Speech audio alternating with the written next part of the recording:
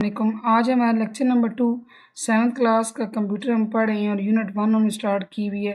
Last हमने पढ़ा जी 3D printing तक। आज हम पढ़ेंगे वर्चुअल रियलिटी। वर्चुअल का लफ्ज़ी मतलब होता है जी हकीकी, ख्याली, जो चीज़ हकीकत में ना हो। ठीक है। Virtual reality the technology that enables a person to interact with an artificial 3 dimensional visual और other sensory environment.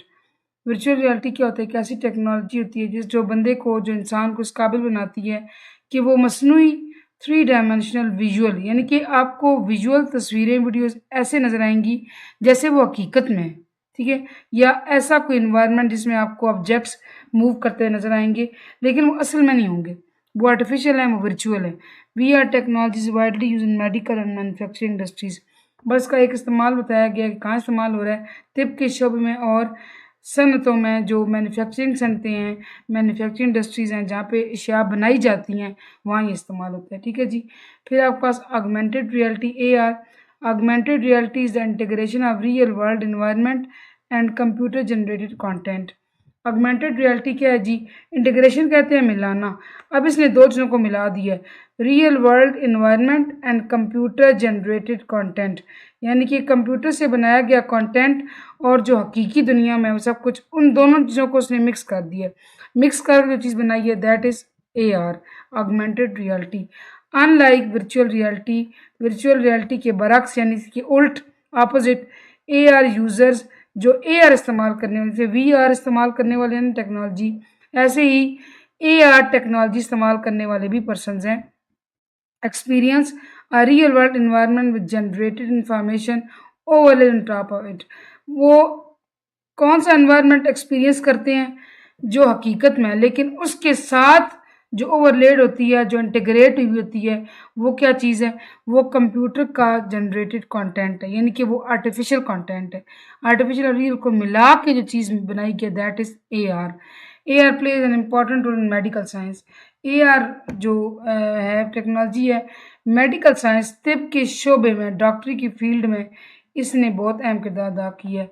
Next one is 3D imaging. अच्छा, अब आप देखें कि एक है सादा इमेज, तो इमेज कहते हैं तस्वीर को, ठीक है, लेकिन 3D इमेज में क्या होगा?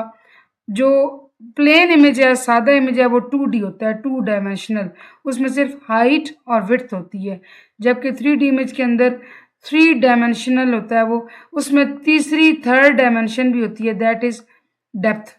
उसको क्या कहते हैं? डेप्थ। अब आप इसको देखें, है ये तस्वीर ही, लेकिन ये कितनी रियल लग रही है। ये 3D इमेज है। 3D imaging is a process of creating 3 dimensional image on a 2 dimensional surface. ये ऐसा प्रोसेस है जिसके ज़रिए क्या किया जाता है? एक्सपर्ट्स है वो 3 डायमेंशनल इमेज क्रिएट करते हैं on 2 dimensional surface. In recent years, मौजूदा सालों में, 3D imaging has become important in industrial and consumer applications। ये कहाँ इम्पॉर्टेंट हुई? इंडस्ट्रियल, यानी कि जो दफातर या कमर्शियल लेवल के शोबे उनमें, और कंज्यूमर एप्लीकेशन, या मतलब कि आप मार्केट से लेकर एक बड़े ऑर्गेनाइजेशनल लेवल से लेकर एक आम घर में बैठे हुए फ़र्द के इस्तेमाल तक ये चीज़ बहुत ज़्यादा अहम हुई है। ठीक है जी, इस्तेमाल में आई है। Number 1 and next one is holographic imaging. Hologram क्या है? होलोग्राम एक 3D इमेज ही है, ऐसा इमेज ही है, मगर उसके अंदर क्या चीज़ है? फोटोग्राफिक प्रोजेक्शन इस्तेमाल हुई हुई है। आप इसको देखिए सामने, अब तस्वीर नज़र आ रहा है, ठीक है। अब इसमें फोटोग्राफिक प्रोजेक्शन यूज़ की गई है, जिसके ज़रिए वो जब है 3D इमेज, और वो क्या बन जाता है? जब फोटोग्राफिक प्रोजेक्शन यूज़ की जाती है, होलोग्राफिक इमेज बन जाता है। अनलाइक 3D या वर्चुअल रियलिटी और 3D के बरक्स थोड़ा सा फ़र्क इसके अंदर क्या है? On a 2 dimensional computer display, hologram is a truly 3 dimensional and free standing image. आपको वहाँ कुछ ना कुछ आर्टिफिशियल पन, मसनूईपन नज़र आ जाएगा, 3D के अंदर भी और VR के अंदर भी, वर्चुअल रियलिटी के अंदर भी। लेकिन होलोग्राफिक इमेजिंग है, वो उसमें इस कदर हकीकत होती है कि वो आपको सही में फ्री स्टैंडिंग इमेज लगता है, यानी वहाँ उसमें आपको शक नहीं पड़ता कि ये जो है वो आर्टिफिशियल है, मसनूई है। ठीक है जी। The term hologram is taken from the Greek words holos and gramma. Holo से बनता है होल, ग्रामा मैसेज। ठीक है जी, ये चीज़ें आपको इसलिए पढ़ाती हूँ ताकि आप ये साथ ये भी याद रखें, ये आपके ऑब्जेक्टिव में भी काम आ सकती हैं। कंप्यूटर पोर्ट्स क्या होती हैं? A port is a physical point, एक फिजिकल पॉइंट है या जैक है प्रोवाइडेड ऑन अ कंप्यूटर, जो कंप्यूटर पे होता है, यूजिंग विच, इसको इस्तेमाल करते हुए an external device can be connected to a computer. एक एक्सटर्नल डिवाइस बैरूनी आला आप कंप्यूटर से कनेक्ट कर सकते हैं यूजिंग पोर्ट्स। इसकी मिसाल आप ऐसे जैसे आप देखें आपके घर में जो है वो स्विच बोर्ड्स होते हैं। ठीक है, स्विच बोर्ड के अंदर आप अपना फॉर एग्जाम्पल मोबाइल चार्ज कर रहे हैं तो आप उसमें चार्जर लगा के उसको यूज़ करना शुरू कर देते हैं, यानी कि चार्जिंग होना शुरू हो जाती है। तो कंप्यूटर पोर्ट्स भी यहाँ देखें, ये सामने सीपीयू पड़ा हुआ है, इसको सिस्टम यूनिट भी कहते हैं, नॉर्मल लैंग्वेज में हम लोग उसको सीपीयू कहते हैं। सीपीयू की बैक साइड पे भी आपको पोर्ट्स नजर आएंगी, फ्रंट पे भी होती हैं, और वो ऐसे पॉइंट्स होते हैं जहाँ से एक सेपरेट चीज़ आप उसके साथ कनेक्ट कर सकें।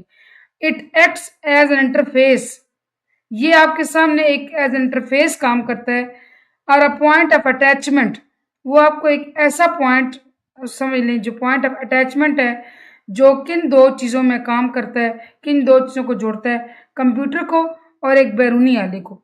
मैं इसकी मिसाल देती हूँ। मैं अपने मोबाइल की जो तार है, यानी कि चार्जर की डाटा केबल होती है, उसको कनेक्ट करती हूँ मोबाइल के साथ, और दूसरा सिरा है मैं कंप्यूटर के साथ कनेक्ट करती हूँ, तो मेरा मोबाइल कंप्यूटर के साथ कनेक्ट हो जाएगा। ठीक है, यानी कंप्यूटर और मेरे मोबाइल जो कि एक्सटर्नल डिवाइस है, उसके बीच में पोर्ट ने वो जरिया प्रोवाइड किया जिससे मेरा मोबाइल कंप्यूटर के साथ अटैच हुआ। It can also be a point through which information flows from a program to a computer और ओवर द इंटरनेट। ये एक ऐसा पॉइंट भी हो सकता है जिसको आप कह सकते हैं कि इंफॉर्मेशन फ्लो कर रही है, बह रही है, बहाव है, कहाँ से कहाँ जा रही है, from a program to a computer, किसी एक प्रोग्राम से कंप्यूटर की तरफ, या और दी मतलब प्रोग्राम से कंप्यूटर तरफ जा रही है इंफॉर्मेशन, या प्रोग्राम से इंटरनेट पे जा रही है। Some of the computer ports are discussed below. अब कुछ पोर्ट्स आपको डिस्कस की गई हैं, ये इंशाल्लाह हम नेक्स्ट लेक्चर में पढ़ेंगे। होपफुली आज का लेक्चर आपको समझ आएगा। Thank you so much for watching.